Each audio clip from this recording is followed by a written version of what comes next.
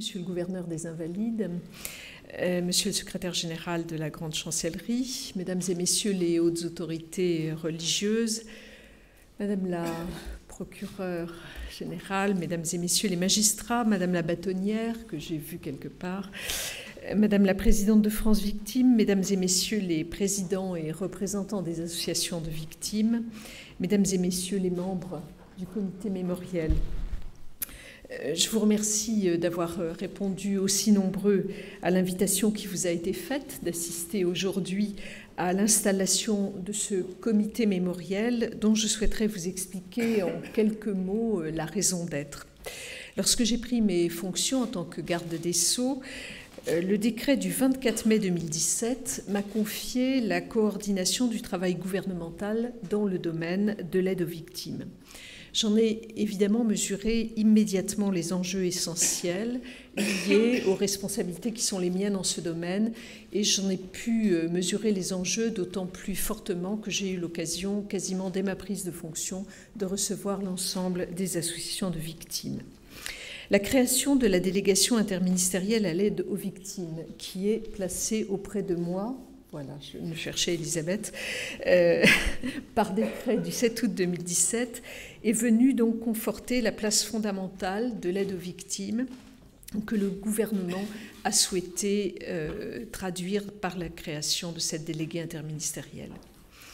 Peu de temps après ma prise de fonction, aux côtés du président de la République, je me suis rendue à Nice pour prendre part aux commémorations de l'attentat du 14 juillet 2016.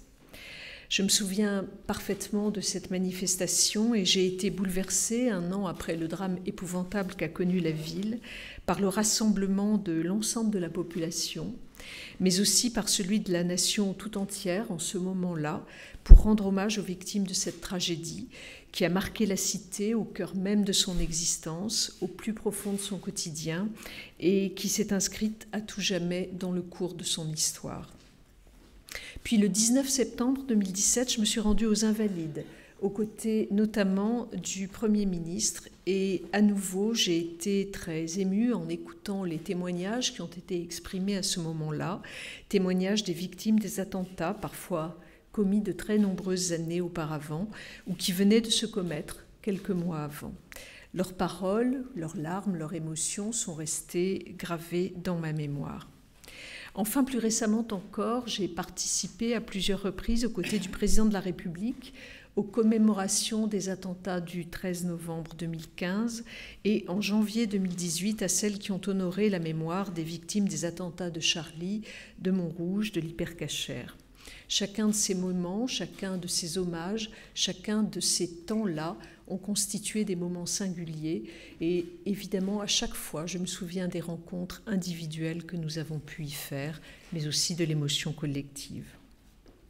Se rendre sur les lieux où les terroristes ont frappé, rencontrer ceux qui ont survécu, lever les yeux, comme ça a été le cas à l'Hypercacher, vers un lâcher de ballon en souvenir de tous ceux qui ont été meurtris, de tous ceux dont la vie a été arrachée, marque évidemment profondément tous ceux qui y prennent part, mais également, je crois, l'ensemble des Français qui suivent ces images à la télévision.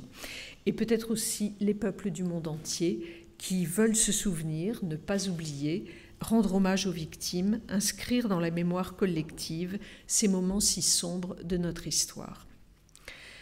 En tant que garde des Sceaux, je mesure aussi l'importance de la mémoire dans l'histoire judiciaire. Je songe notamment à ce remarquable ouvrage intitulé « Mémoire de justice » qui retrace les grands procès de Barbie, Touvier, Papon, qui ont permis de porter à la connaissance de la France entière les témoignages des survivants, confrontés à ceux qui les ont opprimés, torturés ou envoyés dans des camps d'extermination. La détermination de la responsabilité d'hommes ou de femmes dans les atrocités commises, leurs actions dans la perpétration des attentats, l'identification de l'idéologie à laquelle ils ont adhéré, les stratégies qu'ils ont élaborées pour parvenir à leur fin, sont indispensables pour comprendre la période de l'histoire qui restera intrinsèquement liée à ces tragédies. Les magistrats ici présents, qui dirigent les enquêtes et jugent ces hommes et ces femmes, le comprennent d'autant mieux que leur mission est de parvenir à la manifestation de la vérité. De tout temps, les hommes ont fait preuve et ont fait œuvre de mémoire.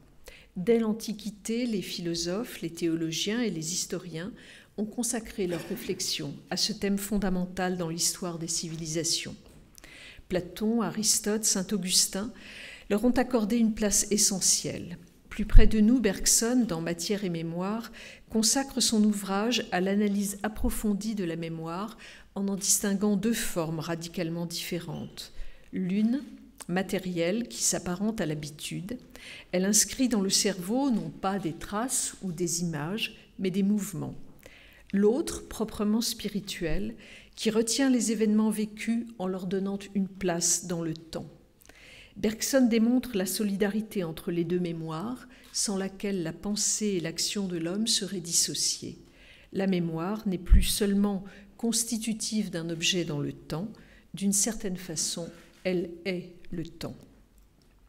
Car notre mémoire est déterminante dans la constitution de notre rapport au monde. Elle peut être une extension du passé vers le futur, en passant par le présent. Elle est surtout constitutive de notre identité.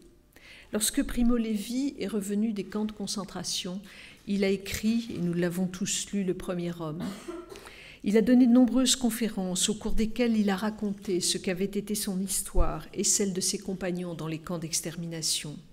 Si le terme « devoir de mémoire » lui a été abusivement attribué, il faut retenir que son témoignage a servi de référence constante jusqu'à nos jours pour attester de la réalité de ce qu'ils avaient vécu, pour transmettre aux générations à venir les atrocités et la réalité de ces atrocités. Être témoin, avoir le courage de témoigner, n'est-ce pas précisément ce que font chaque année, le 19 septembre, les victimes des attentats qui ont visé notre nation depuis plusieurs décennies? À la suite des attentats de novembre 2015, sous l'égide de Denis Péchanski, directeur de recherche au CNRS, et du neurologue Francis Eustache, directeur d'une unité INSERM et président du comité scientifique de l'Observatoire B2V des mémoires, des travaux spécifiques ont été initiés. Dans le cadre du programme Remember, 120 rescapés des attentats du 13 novembre 2015 ont été accueillis dans le laboratoire un an après la tragédie, afin de comprendre comment fonctionne la mémoire envahie par le stress post-traumatique.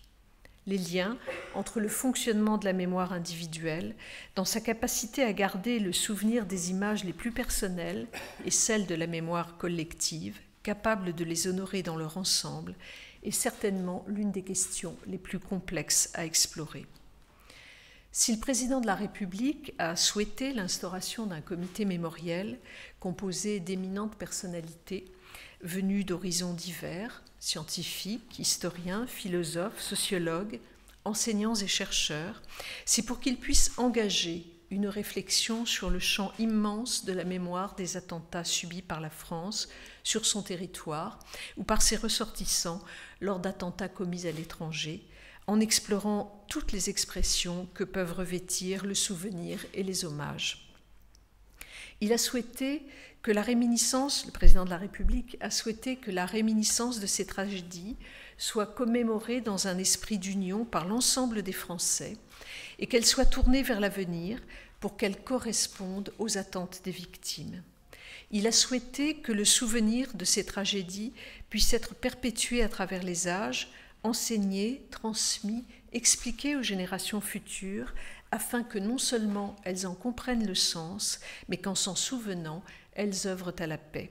Ce sera sans doute le fil rouge de la réflexion à mener. Je ne doute pas que les travaux de ce comité seront passionnés et passionnants. Vous aurez au fil des mois de nombreuses auditions à mener, au premier rang desquelles celles des associations de victimes, car elles-mêmes ont mené depuis parfois fort longtemps une réflexion sur l'œuvre de mémoire et ont engagé des actions concrètes pour garder le souvenir de ceux qui ont disparu et survécu.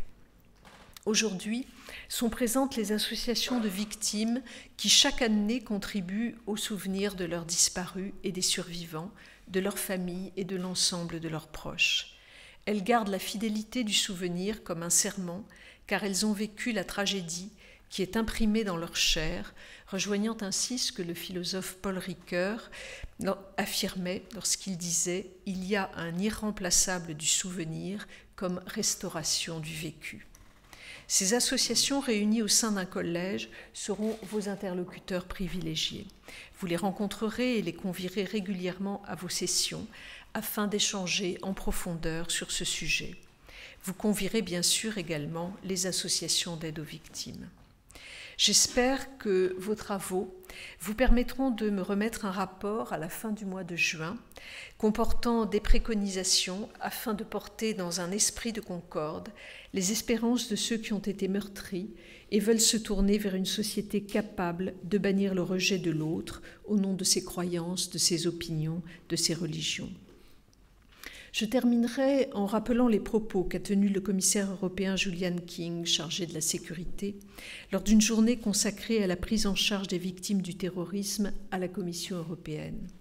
Il disait ceci : « Les terroristes cherchent à nous diviser, mais en faisant œuvre de mémoire ensemble, nous leur résistons grâce à notre unité. » C'est d'ailleurs exactement ce que l'ONU a choisi de retenir en décidant la semaine dernière de dédier une journée, le 21 août, aux victimes des attentats de l'ensemble du monde.